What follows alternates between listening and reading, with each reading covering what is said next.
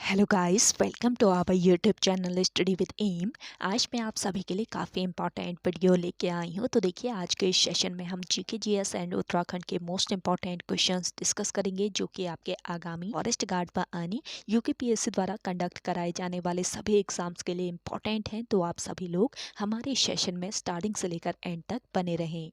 तो चलिए आज के सेशन को हम स्टार्ट करते हैं। स्टार्ट करने से पहले जिन लोगों ने अभी तक हमारे YouTube channel study with M को सब्सक्राइब नहीं किया है वो सब्सक्राइब कर लें। साथ ही साथ बगल में जो बेल आइकन दिख रहा है इसे भी प्रेस कर लें, ताकि हम कोई भी वीडियो डालते हैं तो उसका नोटिफिकेशन आपके पास जल्द से जल्द पहुंच जाए।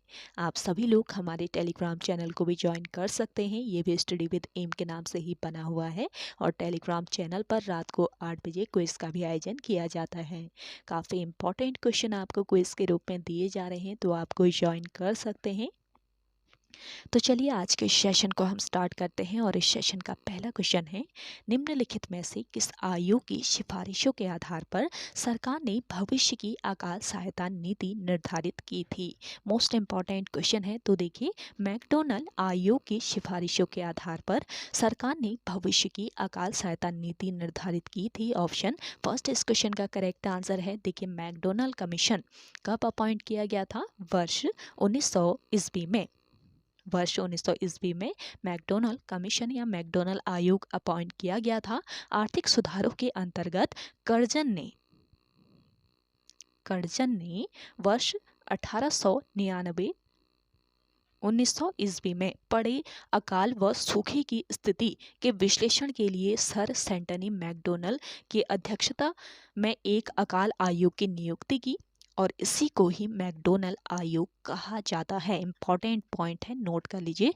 नेक्स्ट क्वेश्चन देखेंगे, भूमध्य रेखा निम्नलिखित में से किस दक्षिण अमेरिकी देश से होकर नहीं गुजरती है? तो देखिए, भूमध्य रेखा इक्वाडोर, कोलंबिया और ब्राजील से होकर गुजरती है, लेकिन पेरू से होकर नहीं गुजरती है। तो ऑप्शन फर्स्ट यहाँ पे आपका बिल्कुल राइट आंसर हो जाएगा। देखिए, भूमध्य रेखा पृथ्वी की सतह पर उत्तरी ध्रुव एवं दक्षिणी ध्रुव से समान दूरी पर स्थित एक काल्पनिक रेखा है और यह रेखा पृथ्वी को उत्तरी और दक्षिणी गोलार्ध में विभाजित करती है। नेक्स्ट क्वेश्चन देखें, निम्नलिखित में से सही विकल्प का चयन करें। तो देखिए, यहाँ पे एक साइड आपको हड़प्पा स्थल मिलेंगे, दूसरे साइड संबंधित नदी मिलेंगी। तो देखिए, चन्हो दड़ों से संबंधित नदी है आपकी सिंधु नदी, धौलावीरा से संबंधित है लूनी नदी, रोपड़ से संबंधित है सतलज नदी और लोथल से संबंधित है आपकी भोगवा नदी। तो कौन सा सही विकल्प है ये बताना है। तो लोथल से संबंधित है आपकी भोगवा नदी, ये आपका सही विकल्प है बिल्कुल। और भोगवा नदी या भोगवो नदी भी इसको कहा जाता है और भोगवा नदी भारत के गुजरात राज्य में बहने वाली एक नदी है और यह देखेंगे साबरमती नदी की ये दाई उपनदी है। कौन सी नदी? भोगवा नदी।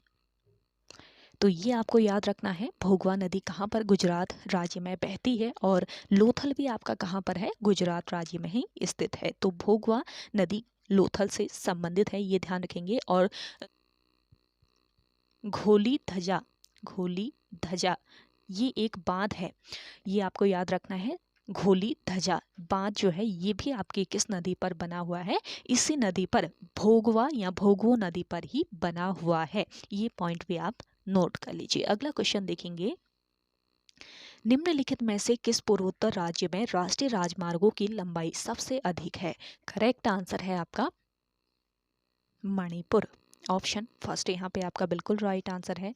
देखिए, राष्ट्रीय राजमार्गों की लंबाई की बात करें तो मणिपुर राज्य में राष्ट्रीय राजमार्ग की लंबाई है 1750 किलोमीटर। मेघालय की बात करें तो यहाँ पर है 1155 किलोमीटर। मिजोरम में है आपके 1422 किलोमीटर, जबकि नागालैंड में राष्ट्रीय राजमार्ग की लंबाई है 1547.7 किलोमीटर। तो आपको यहाँ पर सबसे अधिक लंबाई बताना था किस राज्य के राजमार्गों की है, तो करेक्ट आंसर हो जाएगा यहाँ पे आपका मणिपुर। तो मैक्सिमम लेंथ है मणिपुर राज्य में। तो ऑप्शन ए यहाँ पे आपका बिल्कुल करेक्ट आंसर है। नेक्स्ट क्वेश्चन देखेंगे, निम्नलिखित में से गलत विकल्प का चयन करें। तो देखिए, राज्य दिए हुए हैं एक साइड आपको, सेकंड साइड दिए हुए हैं जनजातीय महोत्सव। तो यहाँ पे गलत विकल्प कौन सा है ये बताना है। तो तमिलनाडु में पोंगल उत्सव मनाया जाता है, पोंगल महोत्सव तमिलनाडु में मनाया जाता है, बिल्कुल सही है ये। मिजोरम में मनाया जाता है चापचार कुट, ये भी आपका करेक्ट है। हिमाचल में आपका गोची मनाया जाता है, गोची महोत्सव हिमाचल प्रदेश में मनाया जाता है, ये भी आपका बिल्कुल करेक्ट है। लेकिन आपको यहाँ पे बताना है कौन सा गलत है। तो नागालैंड में नोकाहाई महोत्सव मनाया जाता है, ये आपका गलत है। नोकाहाई महोत्सव आपके कहाँ पर, ओडिशा राज्य में मनाया जाता है, ये आपको याद रखना है। ओडिशा में मनाया जाता है नोकाहाई महोत्सव, ना कि नागालैंड में।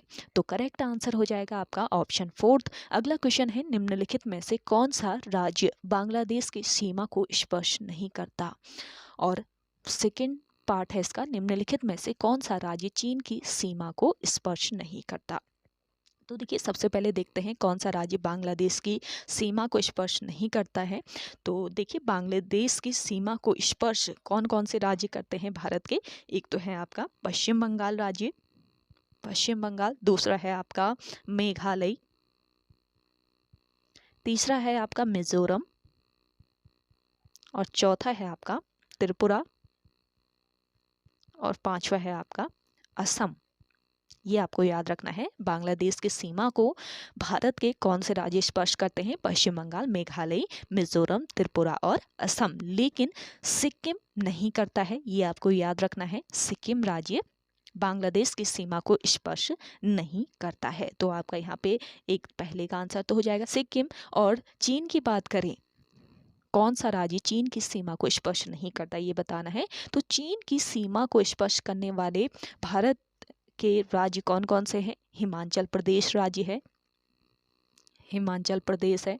इसके अलावा आपका उत्तराखंड है, सिक्किम है, और अरुणाचल प्रदेश है, अरुणाचल प्रदेश। तो कौन सा स्पर्श नहीं करता है यहाँ पे बताना है। तो करेक्ट आंसर हो जाएगा आपका असम। तो बांग्लादेश की सीमा को स्पर्श नहीं करता है सिक्किम, और चीन की सीमा को स्पर्श नहीं करता है असम। तो इस हिसाब से आपका करेक्ट आंसर हो जाएगा ऑप्शन 3। नेक्स्ट क्वेश्चन है, धन शोधन निवारण अधिनियम कब लागू किया गया था। मोस्ट इंपॉर्टेंट क्वेश्चन है। तो देखिए धन शोधन निवारण अधिनियम लागू किया गया था वर्ष 2002 में। और धन शोधन निवारण अधिनियम का उद्देश्य क्या था ये भी आपसे पूछा जा सकता है। तो देखिए धन शोधन निवारण अधिनियम का उद्देश्य काले धन को सफेद करने से रोकना है, और इसमें धन शोधन से प्राप्त धन को राजसात यानी जब्त करने का प्रावधान है। और यह अधिनियम 1 जुलाई 2005 से प्रभावी हुआ था। इस पॉइंट को भी आप याद रखेंगे। और देखिए सरकारी प्रतिभूति अधिनियम कब लागू किया गया पूछा जाए आपसे। तो देखिए सरकारी प्रतिभूति अधिनियम लागू किया गया था वर्ष 2006 में। तो आपका पहला हो गया वर्ष 2002 और सेकंड हो गया 2006, यानी कि ऑप्शन 4 यहाँ पे आपका राइट आंसर हो जाएगा।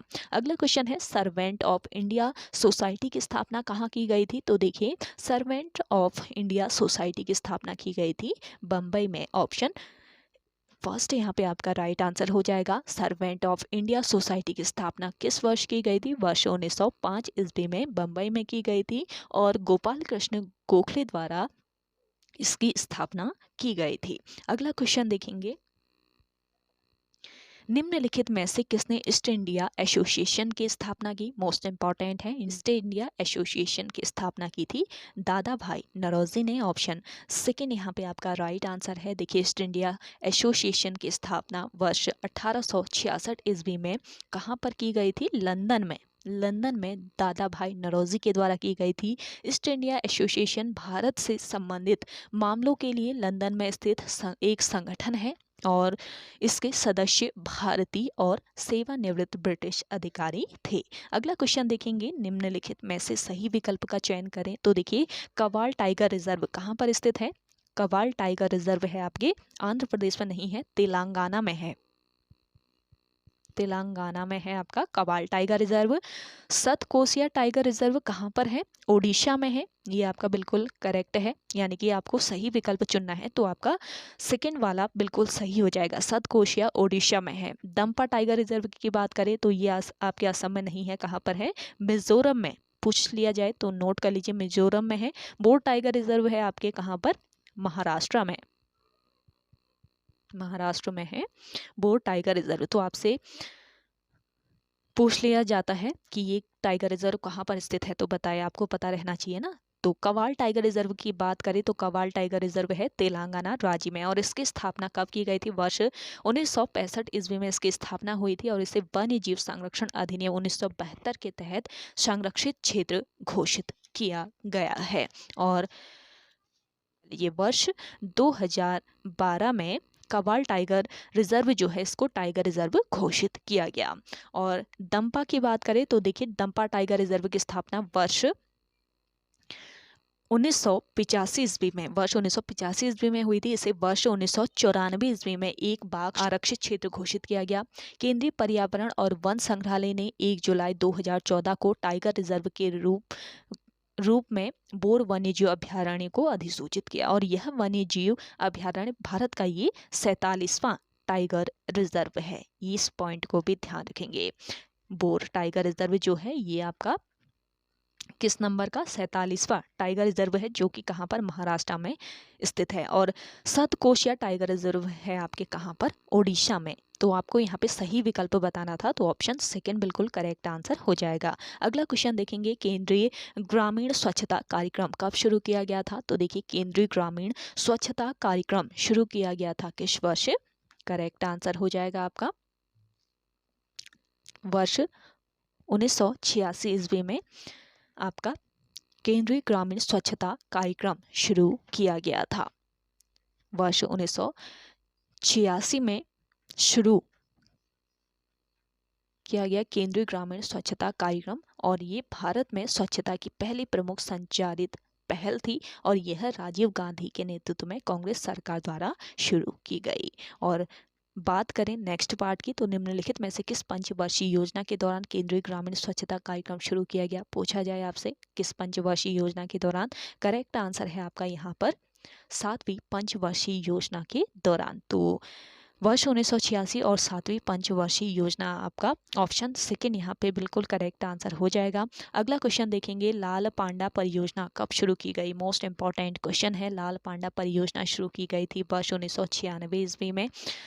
देखिए, वर्ष 1996 ईस्वी में विश्व वन्यजीव कोष यानी कि WWF के सदस्य सहयोग से बद्यजात नायडू हिमालयन जंतु पार्क के द्वारा लाल पांडा परियोजना की शुरुआत की गई। लाल पांडा भारत के पूर्व हिमालयी क्षेत्र में 1500 से लेकर 4000 मीटर की ऊंचाई पर सिक्किम, अरुणाचल प्रदेश तथा दार्जिलिंग के जंगलों में पाया जाता है और इसे भालू के परिवार का सदस्य माना जाता है। यानी कि जो लाल पांडा है ये भालू के तरह का दिखने वाला एक जानवर है और भालू के परिवार का सदस्य से माना जाता है। अगला देखेंगे, थामिन मृग परियोजना किस वर्ष शुरू की गई? मोस्ट इंपॉर्टेंट क्वेश्चन है। थामिन मृग परियोजना की शुरुआत वर्ष 1977 ईस्वी में की गई थी। ऑप्शन 4 तो यहाँ पे आपका करेक्ट आंसर हो जाएगा। देखिए, मणिपुर राज्य के लोकटक झील के लोकटक झील के दक्षिण पूर्वी भाग में पाए जाने वाले विश्व के इस दुर्लभ स्तनधारी के संरक्षण हेतु वर्ष 1977 ईस्वी में इस परियोजना की शुरुआत की गई। थामिन मृग जो है ये कहाँ पर पाया जाता है? देखिए, थामिन मृग मणिपुर राज्य के लोकटक झील के दक्षिणी पूर्वी भाग में पाया जाता है और थामिन मृग संरक्षण के लिए वर्ष 1977 ईस्वी में थामिन मृग परियोजना की शुरुआत की गई थी। अगला क्वेश्चन है आपका, निम्नलिखित में से किन अनुच्छेद के अंतर्गत सिक्किम राज्य के संबंध में विशेष प्रावधान दिए गए हैं? तो देखिए, किस अनुच्छेद के अंतर्गत सिक्किम राज्य के संबंध में विशेष प्रावधान दिए गए हैं? करेक्ट आंसर हो जाएगा अनुच्छेद 371F। अनुच्छेद 371F यहाँ पे करेक्ट आंसर है। अगला देखेंगे, निम्नलिखित में से किस अंतर्राष्ट्रीय संगठन का मुख्यालय जिनेवा स्विट्जरलैंड में स्थित नहीं है? तो देखिए, यहाँ पे आपका करेक्ट आंसर हो जाएगा संयुक्त राष्ट्र सुरक्षा परिषद। संयुक्त राष्ट्र सुरक्षा परिषद की स्थापना कब हुई? वर्ष 1945 ईस्वी में इसकी स्थापना की गई थी। और इसका मुख्यालय कहाँ पर स्थित है? इसका मुख्यालय न्यूयॉर्क, संयुक्त राज्य अमेरिका के न्यूयॉर्क में इसका हेडक्वार्टर है। ये आपको याद रखना है, किसका? संयुक्त राष्ट्र सुरक्षा परिषद का। अगला क्वेश्चन देखेंगे, निम्नलिखित में से किस यूनेस्को सांस्कृतिक विश्व धरोहर स्थल को सबसे पहले अधिसूचित किया गया था? ये आपका काफ़ी इंपॉर्टेंट क्वेश्चन है, इसको स्टार मार्क कर लीजिएगा। तो किस यूनेस्को सांस्कृतिक विश्व धरोहर स्थल को सबसे पहले अधिसूचित किया गया था, बताना है। करेक्ट आंसर हो जाएगा आपका यहाँ पर अहमदाबाद का ऐतिहासिक नगर। देखिए अहमदाबाद का जो ऐतिहासिक नगर है, इसको यूनेस्को द्वारा विश्व सांस्कृतिक धरोहर स्थल के लिए सबसे पहले अधिसूचित किया गया था। किस वर्ष किया गया था पूछा जाए तो वर्ष 2017 याद रखेंगे। धौलावीरा को किस वर्ष अधिसूचित किया गया? वर्ष 2021 में। और काकतीप रुद्रेश्वर मंदिर को भी यूनेस्को विश्व सांस्कृतिक धरोहर स्थल के लिए अधिसूचित किया गया है। किस वर्ष किया गया? इसे भी वर्ष 2021 में किया गया। और जयपुर शहर को किया गया वर्ष 2020 में। तो सबसे पहले इनमें से किसे किया गया बताना है, तो ऑप्शन ए यानी कि अहमदाबाद का ऐतिहासिक शहर इसे यूनेस्को की विश्व सांस्कृतिक धरोहर स्थल के रूप में सबसे पहले अधिसूचित किया गया है। इस पॉइंट को आप ध्यान रखेंगे। अगला क्वेश्चन देखेंगे, मानव धर्म सभा की स्थापना कहाँ की गई थी? तो देखिए मानव धर्म सभा की जो स्थापना है ये कहाँ पर की गई थी? सूरत में की गई थी। और सेकंड पार्ट है, निम्नलिखित में से किसने मानव धर्म सभा की स्थापना की थी? तो मानव धर्म सभा की स्थापना की थी मेहताजी दुर्गा राम ने। तो यहाँ पे आपका राइट आंसर हो जाएगा सूरत और मेहताजी दुर्गा राम, यानी कि ऑप्शन थर्ड इस क्वेश्चन का करेक्ट आंसर है। देखिए मानव धर्म की स्थापना कब हुई पूछा जाए तो 22 जून 1844 ईस्वी में इसकी स्थापना हुई थी। और सूरत में इसकी स्थापना की गई थी। मानव धर्म सभा गुजरात और ब्रिटिश भारत में सबसे पहले सामाजिक धार्मिक सुधार संगठन में से एक थी। अगला क्वेश्चन है आपका, निम्नलिखित में से कौन सा सागर प्रशांत महासागर में स्थित नहीं है? तो करेक्ट आंसर हो जाएगा आपका मैक्सिको की खाड़ी। मैक्सिको की खाड़ी किस महासागर में स्थित है? अटलांटिक महासागर में।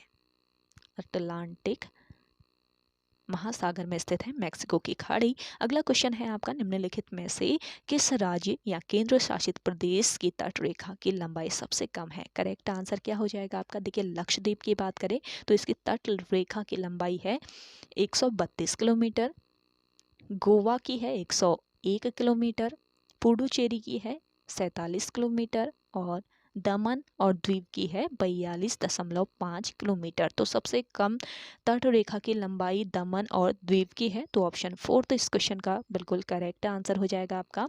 नेक्स्ट क्वेश्चन देखेंगे, उत्तराखंड में वन अधिकार कानून कब लाया गया था? तो देखिए मोस्ट इम्पॉर्टेंट है, उत्तराखंड में वन अधिकार कानून लाया गया था वर्ष 2006 में। और सेकेंड पार्ट है, उत्तराखंड वन नीति को कब संशोधित किया गया था? तो देखिए उत्तराखंड वन नीति संशोधित की गई थी आपके वर्ष 2004 में। तो ऑप्शन फोर्थ इस क्वेश्चन का राइट आंसर है। नेक्स्ट क्वेश्चन देखेंगे, ग्वालदम का युद्ध कब लड़ा गया था? तो देखिए ग्वालदम का युद्ध लड़ा गया था किस वर्ष? 1581 ईस्वी में ग्वालदम का युद्ध लड़ा गया था। और ग्वालदम का युद्ध बलभद्र शाह और निम्नलिखित में से किसके बीच लड़ा गया था? तो देखिए ग्वालदम का जो युद्ध है ये बलभद्र शाह और किसके बीच? रुद्रचंद के बीच लड़ा गया था। इंपॉर्टेंट क्वेश्चन है। अगला क्वेश्चन देखेंगे, आर्थिक कार्यक्रम समिति का गठन कब किया गया? तो देखिए आर्थिक कार्यक्रम समिति का गठन किया गया वर्ष 1947 में। निम्नलिखित में से कौन इसके अध्यक्ष थे? तो देखिए इसके अध्यक्ष थे, आर्थिक कार्यक्रम समिति के अध्यक्ष थे पंडित जवाहरलाल नेहरू, यानी कि ऑप्शन फर्स्ट यहाँ पे आपका करेक्ट आंसर हो जाएगा।